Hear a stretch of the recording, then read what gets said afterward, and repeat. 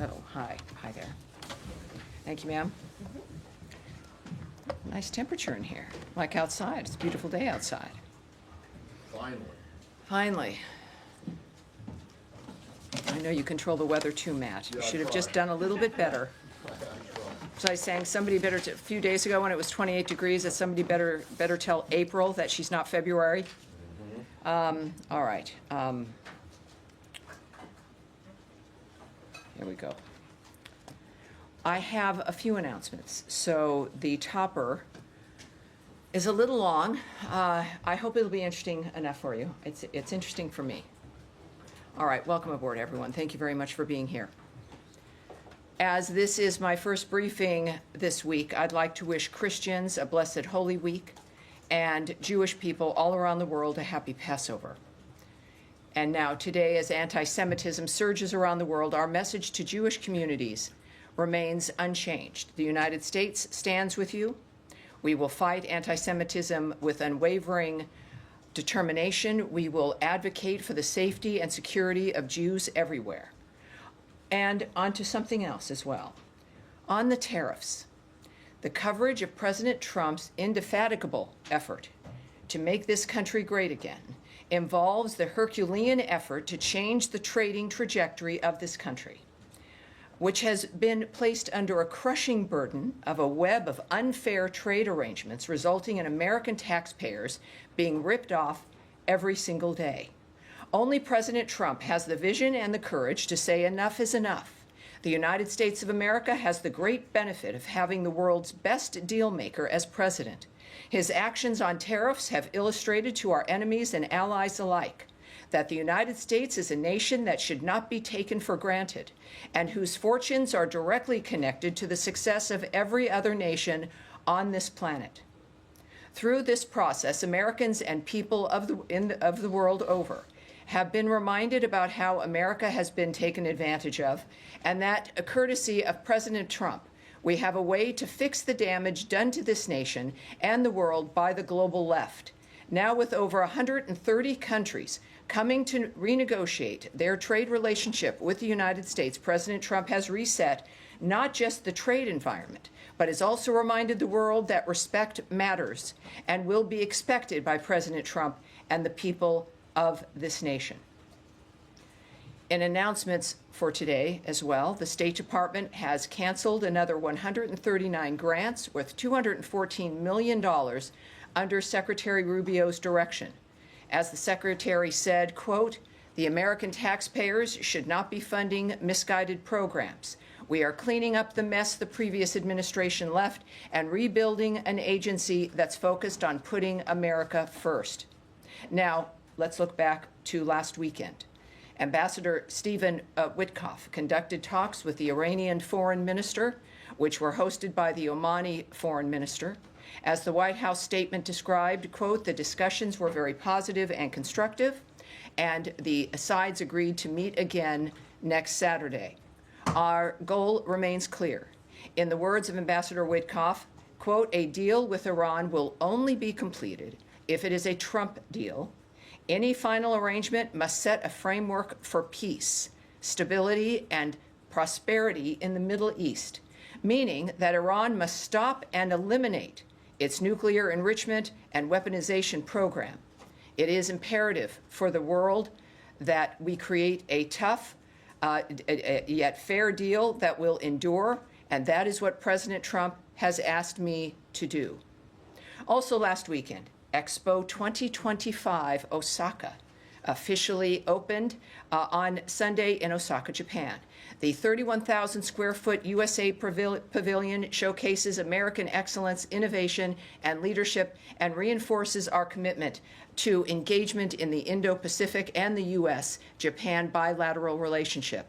Over the coming 6 months, the Expo looks forward to welcoming millions of visitors. Back here at home, Secretary Rubio joined President Trump in welcoming President Bukele to the United States yesterday. Since Secretary Rubio's visit to El Salvador, the United States has deported dangerous MS-13 and TDA gang members to El Salvador's prison. Because of this, our nation is safer and more secure. As Secretary Rubio said of President Trump and President Bukele, Our hemisphere is lucky to have two leaders who are totally aligned in their commitment to law and order. Last, in non-foreign policy news, I want to applaud the Trump administration's FDA on their plan to phase out various animal testing requirements. As the FDA said in their announcement, quote, "The new approach is designed to improve drug safety and accelerate the evaluation process while reducing animal experimentation, lowering research and developmental costs, and ultimately lowering drug prices." Bravo. That's my topper. All right, now, to your questions. Sir, Mr. Matt Lee, the AP. Thank you, Tammy. Yes. I just wanted just a point of clarification. You said that only President Trump can undo the damage done to the world, the nation and the world by the global left. I know, surprising that it comes from me, isn't it? Surprising that comes from me. It has to do with, you're talking about tariffs, right? And the whole world free trade, international trade regulations, which began after the Second World War. Well, I'm yes. looking at one Eisenhower, two Nixon, Reagan, Bush, Matt, may I answer you? one, I know. and Bush two, Yes. and I'm. Yes. find it hard Well, you to know, believe that there's you're- something. Let me Are they answer you, part sir. of the global Let left? me answer you. Let me answer you. Everything that starts like, well, trade, there's always a good idea, right? You always have a really great plan and things move along and it's very good and it's very nice. And then time changes and the left gets control of certain aspects, certain countries, certain Congresses, and things begin to change and spending begins to increase and arrangements begin to change and are not necessarily as good for the United States. The fact of the matter is, at this point in time, we are on an unsustainable path, a burden that is crushing. You see it in the actions that this administration has to take regarding the budget of this entire entity. This becomes an addiction. It's an addiction to other people's money. And as Margaret Thatcher noted, of course, is that the main problem with socialism, sir, the main problem with socialism is that is when you run out of other people's money. Because that eventually happens. I know that's not perhaps satisfactory for the Associated Press. But I love you anyway, Matt. I love you anyway. But your question is, at least my answer to what your statement was, is that at this point in time, President Trump is the only person that can undo the Leviathan that this trade framework became around the world, and he's doing it. And I've been watching this coverage, the pearl clutching. It's been remarkable. This is going to be one of the greatest resets of many resets that the Trump administration has implemented, and it's going to make a difference not just for the American people, but for all those countries that realize that this has to change. So it'll be better for the world over. My point was merely that, are you trying to say that all those presidents and who you just mentioned, Margaret Thatcher, are part of the global left? I've just talked way too much already. I think I've answered that. Yes, sir. I think I've answered that. All right. So on the grants that you just said were canceled, and I want to seg from this. Can you be more specific about what those were? The two, what was it, 139? Well, we'll get then those details. more- What we do know is that the secretary himself felt passionate enough about this to tweet it himself. Oh, he did? And Sorry, I missed that. what I stated to you about his commentary was from his account, the secretary's tweet, at 12:35 p.m. this afternoon. Yikes. And I'll read it again because there's a couple more details here in the tweet. Under my direction, the State Department has canceled another 139 grants worth $214 million. The American taxpayers should not be funding misguided programs like building the migrant domestic worker-led movement in Lebanon or get the trolls out in the United Kingdom. We are cleaning up the mess the previous administration left and rebuilding an agency that's focused on putting America first. So those are two examples that the secretary shared. There are, because I'm a mathematician, 137 more. And I'm sure at some point we will, I believe that, I'll tell you what, let's see if we can find the full list. And we'll move ahead accordingly. So, and that just segs into the broader budget question. You saw the reports yesterday and the day before about the OMB plans for a drastic reduction in the State Department, or the Function 150 budget, which includes state and USAID. What can you tell us about that? Those? I can tell you that throughout the history of the United States, everyone has a budget plan. And everyone has ideas for budgets. And every president has a budget plan and sends it to Congress. And then Congress either accepts it or they have their own ideas, which happens more often than not. I can tell you that whatever you've seen in public was not released from this entity, was not released from this department, it was not released by the secretary, that there is no final plan, final budget, final dynamic. That is up to the White House and the President of the United States as they continue to work on their budget plan and what they will submit to Congress. So I would suggest that you check with the White House. But the kinds of numbers, and what we tend to see is reporting that is early or wrong or based on leaked documents from somewhere unknown, and then everyone writes stories about those things. And earlier, when I was speaking with our bullpen here, whom I love most of the time, it would be wise to be cautious before acting on every single element you see leading up to something as important as this budget coming in from President Trump. So we'll wait and see. Of course, again, these are not known or finalized or planned. Only President Trump has that information, and we're going to see it soon, I'm sure. Okay. All right. Thank you. Yes, ma'am. I'll follow up on that, though. There was some criticism from Democratic lawmakers about contributions to international organizations dropping by 89% from $1.4 billion last year to $169 million, including, quote, eliminating funding for the UN and NATO. Is that something that the department is considering, eliminating funding from those agencies? You know, that's from a story that is looking at a memo that was leaked or not, from a plan that is a suggestion. What I can tell you, though, is it really makes me concerned when I see the word eliminate. I traveled to NATO for that summit with the secretary. Every meeting, every moment, every time on camera, in every bilateral meeting, talking with the Secretary General, the one message, it was with several messages, but the singularly important message that everyone there cared about was the fact that the Secretary of State of the United States reiterated our complete commitment to NATO, as has the President of the United States. Now, what we also want in our commitment means that we want to make sure and help to make sure that the nations in NATO can actually deliver on the mission of NATO, which is to be a deterrent. It is not to help with wars or to help fight them or to fund them or to make it a little bit better as the wars are going on.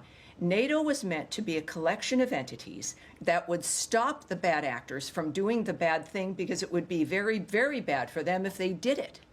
And at this point, clearly, we've got nations that have got to ramp up, share the burden, increase their defense spending, not because we're meanies, but because we are committed to NATO.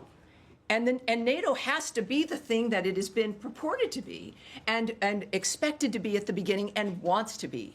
I have to tell you that there was recognition of this fact. At NATO, the number of countries increasing their budget commitment to defense, the recognition that it was an important thing, without exception. And that's where, when we think about a story about eliminating funding to NATO, couldn't be further from the truth. This is about making NATO stronger, making NATO, well, dare I say, great again. But that's where it becomes like fear-mongering and understandably upsets people. But as I've said with the other review we've had with the foreign aid, some things will change, but it doesn't mean that we've changed our commitment to something, but it may look different. That if, in fact, other nations are coming together and raising their commitment and their contribution, perhaps the American contribution then does come down, and yet NATO is stronger. So that is, I think, part of what every family does, is looking out for each other, being honest, and providing solutions to that problem. So that story comes from the same speculation that has come from other documents that are moving about, when nothing could be further from the truth, and certainly commenting on numbers they might have is not helpful. There will be plenty to discuss when President Trump releases and sends to Congress his budget bill. Yes, sir. Thank you. I've got one on Syria and then one on Yemen. Has the department made any decision, or is it reviewing potentially granting visas to any Syrian ministers for next week's World Bank and IMF meetings? let's take that back. I don't have information on that. It's a good question, of course, with the meeting coming up, but I'll have that to you. And was it Yemen? Yes. We've obviously the U.S. has been engaged in a military campaign over there for the past several weeks. Is the State Department leading any diplomatic path to get to whatever end result it is that the U.S. wants? We've seen reports that the U.S. is now looking at potentially supporting a ground invasion in Yemen or supporting factions inside of Yemen to push ahead with the momentum after the military campaign. Well, I won't speak on any negotiations that may or may not be happening or diplomatic considerations. I think many people have seen the reports regarding actions that may or may not be happening on the ground in Yemen as the Houthis' ability to resist is degraded. That's not something I can remark on. Of course, though, when we think about the nexus of the nature of what's happening in the Middle East, the United States has made its point clear, as the Secretary and through the President, through the ceasefire work and the nonstop efforts regarding the issues in Israel and on the Gaza Strip, and certainly now in the remarkable fact that Iran is at the table regarding their condition, which has also been affected, of course, by the degrading of Hezbollah, certainly the disaster that Hamas has brought that region, including Iran. So when we think about the ceasefire and making people's lives better, it certainly affects the entire region. And I think that's what we can all count on. Yes, ma'am. Tammy, thank you. You started out with some of your remarks saying that Iran must stop and dismantle its nuclear program. Well, let me say that was Ambassador Witkoff. Yeah, echoing what Ambassador Witkoff tweeted earlier today. But just trying to get some clarity on what the administration sees as a potential end goal here with these negotiations with Iran, because last week, heading into the talks in Oman, Witkoff made some remarks to the Wall Street Journal in which he said that the red line would be the weaponization of Iran's nuclear capability, presumably leaving the door open to Iran maintaining a civilian nuclear program. So is the administration open to an end state where Iran does still have a civilian nuclear program, but they are no longer able to speedily get a nuclear weapon? Well, first of all, for a comprehensive response, and we heard from Caroline earlier, the White House has that kind of response. What I can say, nevertheless, is that the Secretary has been clear, as has the President, as has been the Ambassador, that Iran cannot have a nuclear weapon or an enrichment program. What we hear, and I said this again to our friends earlier in the day, as I do, some of you listening from home, I kind of spend about a half hour with our bullpen during the day, and we have some talks and find out what's on their mind. But what I mentioned, because there's always a reaction to a single tweet or a remark that's in a newspaper. And as we are clearly moving to a secondary meeting, which I still won't call a negotiation, but that could change, is that these are people who are the best in the world. Ambassador Witkoff clearly is one of the best people in the world for negotiating and for dealing with bad actors and getting peace and ceasefires. But when things are being said in the moment, in public, you must consider that that's not part of how they negotiate in the sense of whatever they're talking about together. And that one should always wait and see that no one's negotiating in public. No one is, I don't know who that message would be for or the nature of what's said and how and what format. I would say what matters is an end result, our parties agreeing, papers being signed. It is not what people say, but the actions they take. We have shown that as a nation when the actions that we take and the nature of what we commit to, you can combine the two of what we say and what we do. But I would say that there's one goal here, and that is that Iran cannot have a nuclear weapon, and certainly or the enrichment program, and that is, I think, a pretty easy thing to start with, and that is the one thing that we know that they're working on, and I think we'll have some success considering who we're addressing. So just yes, sir. Follow up on Iran. You mentioned Ambassador Witkoff's tweet today. Last night in an interview with Fox News, he was talking about keeping Iran's enrichment levels below 3.67%, which is like on par with JCPOA. Today he talked about eliminating Iran's enrichment. So what's the reason of this difference here? Well, if you can contact the White House, but what I just noted to you is that these are comments that are made. It could be made, by anyone in the moment of something that's happening. I would point to his comment today on Twitter, but I also, Ambassador Witkoff speaks for himself quite well, and he is a very transparent man. What's going to matter is what is accomplished, what the end result will be, as opposed to parsing one statement or a sentence line there and another one over here. I know we all want answers because, well, humanity has an interest in the end result of this. But I would just caution you in that regard, and to wait. And again, the thing that matters is what is accomplished, what the last point is. And if anyone can do that, it would be President Trump and his vision, along with Ambassador Witkoff, who's done a great job in this regard. Yes. Tammy, thanks so much. A couple questions on the Palestinian Authority.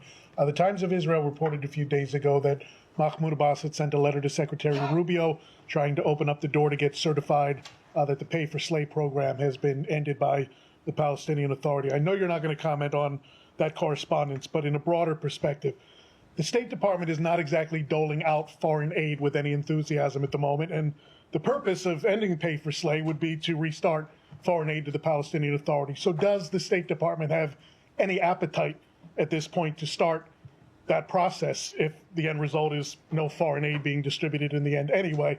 And the second question I have is just the broader bird's eye view relationship right now between the U.S. and the Palestinian Authority. Mahmoud Abbas boycotted during the first Trump term, and we've seen American officials go to Jerusalem a number of times. Historically, they made a corresponding trip to Ramallah or Bethlehem. We haven't seen that so far. Bird's eye view. I think I always try to give you the bird's eye view. But I would say that, first of all, I can't comment on if there are any negotiations or diplomatic considerations. What I do take issue with immediately is that we don't have any glee or excitement over handing out foreign aid. Our commitment to foreign aid hasn't changed. It is in our nature as Americans. It's what we do. I would argue the starting of this country was an aid package for the future. My goodness. And it certainly is also, foreign aid is not a carrot or a stick in negotiations. If it's needed, it's needed. If it isn't, it isn't. We don't use it in that fashion. So I like you very much, and I think you're a nice guy. But it's always disheartening.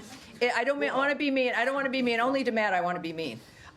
It's disheartening but it reminds me, and I'm glad that I'm here, to repeat, for people to not be left with that impression, that it's not like, oh, we got to give foreign aid. It would be great if nobody needed foreign aid. But we know that we are a country with incredible resources. We know that. And we have incredible responsibilities, and we do not shy away from them. It's part of why we do what we do. We want to be a part of the world. We know we can help, and we do. So it's not ever a part of that we just don't want to do something, and so we're not. It's can we, and can it be done properly? Is it aligned with what's great for the United States? And mostly also, certainly it is not used as a weapon. And I just want to say that as strongly as I possibly can. And as far as the nature of what's happening, we are asked often by many of you in different ways, is that there is a constant, regular commitment to Gaza, to the Gazan people, certainly to one of our strongest, if not most stalwart ally, Israel, who have, by the way, a new ambassador from the United States, Ambassador Mike Huckabee. So we're very excited about the future. We are working constantly to make have a ceasefire and to change the trajectory on the ground. That has not stopped. Yes, sir. Yes, sir. Thank you, Tammy. No, please. Meanwhile, in Bangladesh, there are so many reports, like the New York Times also before 2 weeks reported the alarming rise of Islamist Islamist extremism in Bangladesh under the Yunus-backed regime, including protesters openly displaying Osama bin Laden's images, even Nazi symbols like picture like this from Dhaka, Yes. and targeting American brands like KFC, Coca-Cola with anti-Semitic rhetoric allegedly incited by figures right. like advisors of interim government Right. of Bangladesh. Sir, I've heard you, and I know and I appreciate your passion. And and Bangladesh is a country with certain issues. They are also a country that we've talked about often, certainly with the questions from the crew here. So for a specific dynamic, I'm going to have us take that away. What I do have is something I want to mention regarding Bangladesh, which is that there's been an arrest of a UK MP, Tulip Sadiq. This from the Bangladeshi courts have issued that arrest. It is, of course, all of this, and what you're discussing, even protests, et cetera, are a matter for the Bangladesh authorities to handle. And, of course, talking with them matters a great deal as well. So ultimately, the future of Bangladesh is going to be decided by the Bangladeshi people. They're facing what you've been describing for some, and in others that, of course, we've seen the reports as well. And, elections matter. We know, I don't want it to sound trite here, but it's true. Democracy matters, and actions by people matter to confront issues that might, in fact, as we've seen over the last 20, 25 years, destroy their lives. It's pretty clear what the choices are for many nations on this planet. So thank you, sir.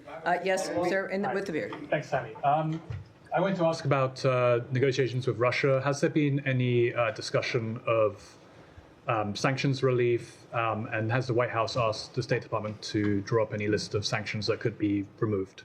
I won't speak to any discussion between the White House, certainly in the State Department, Secretary Rubio, and any other leader here.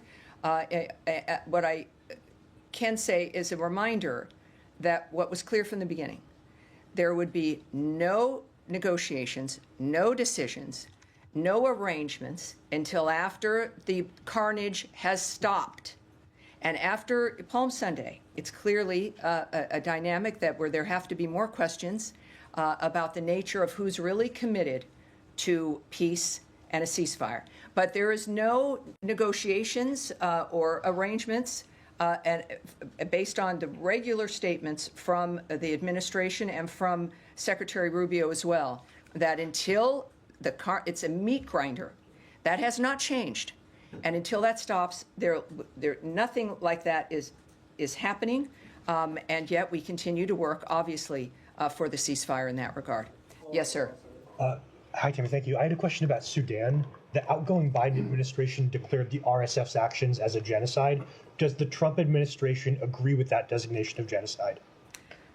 Here's what I can tell you about what's been happening. The United States condemns in the strongest possible terms the RSF's continued escalation of attacks on Al Fasher, North Darfur, as well as the attacks on nearby Zamzam and Abu Shuk, internally displaced persons, which is the IDP camps. We are deeply alarmed by reports the RSF has deliberately targeted civilians and humanitarian actors in Zamzam and Abu Shuk. We condemn the RSF's attacks on the most vulnerable of civilians, including killings of at least 10 U.S.-funded relief workers providing critical life-saving assistance. We urge the protection of civilians, including humanitarian workers. We also call for the opening of humanitarian corridors to enable humanitarian access and the safe passage of civilians fleeing violence. The belligerents must uphold their obligations under international humanitarian law and must be held accountable. So are you declining to affirm the designation of genocide? I've made my statement clear, but what this does mark, today marks 2 years since the start of the conflict in Sudan. And this conflict has caused death, destruction, and a displacement crisis that has the potential to destabilize the entire region. with massive flows of displaced people, arms, and disease. It is past time for the warring parties to put down their guns and negotiate a durable peace that allows for broad-based, participatory dialogue so the Sudanese people can decide their future in a peaceful and unified Sudan. just to clarify, Yes, I wanted to clarify I've the answered you. definition of I've genocide. extensively answered you quite extensively, sir. Go ahead, please. On Sudan, I wondered, the previous administration had been involved in trying to facilitate peace talks between the two parties. Are there any such activities going on? Well, I can't report on anything that is happening or might happen, but again, I think that the Trump administration and Secretary Marco Rubio have proven their commitment to these kinds of issues in a way that no other administration, frankly, has in facing these dynamics all around the globe, especially with the nature of the kinds of carnage and the relentlessness. So while I can't speak to you about specifics, I think that we all know what this administration stands for. Yes, in the blue jacket. Two questions, briefly. One is in regard of the visit of the Jordanian Prime Minister today at 3:30. If you can tell us a little bit about the topics that are going to be discussed. No. I'm assuming Gaza. No, I can't. It's so nice. It's so nice with the Italian reporter, the nice Italian accent. Right. Can you tell? It's like no. No, I understand. Fine. The second There's question. plenty to talk about, I'm sure. I mean, you know. Understand. Yes. No problem. The second one is regarding the CAT announced by Secretary Rubio, if I'm not mistaken, on the funds on United Nations and NATO. That was asked. That was asked. There's been no. There was some reports on the. Well, there's that's always what I love you about. guys, but there's always some report. And I answered very specifically. The commitment to NATO is a strong commitment. I was there with the secretary. That was a singular, really a main message about our commitment to NATO is as strong, if not stronger. Our presence indicates that, but also our words and our actions indicate that. And our asking our NATO partners to become stronger and more involved in their own defense spending is an indication of that commitment to NATO. All right, you guys. I think that's gonna be it, you guys, for today. I have to be somewhere, which is unusual. Normally, it's only here that I have to be. You have a nice weekend too. Oh, I'm sorry. All right, one more. Secretary Rubio shared over the weekend about the 10 additional men being sent to El Salvador. Do you know on which authority they were sent? Was it AAA or Title VIII? So, first of all, he did note that, and which means this country is certainly a little bit safer, isn't it? I would refer you to the Department of Homeland Security and DOJ, which makes those kinds of decisions. I would also note that it was great to have President Bukele here. Clearly, a remarkable man and such a great ally, helping to make America safer again. And his love for the American people is I think pretty obvious, even though he loves El Salvadorans more, I'm sure. But it was a great weekend in that regard. Obviously, not a good weekend with certain other actions. But this is a busy administration. It is a country that is standing ready to do what's necessary to help not just their neighbors, but also the rest of the world. We're not even 100 days in. And it's I don't know, I'm having a great time. I don't know about you guys. So I look forward to more, and thank you for that question, and I will see you on Thursday. Thank you, everyone. Thank you.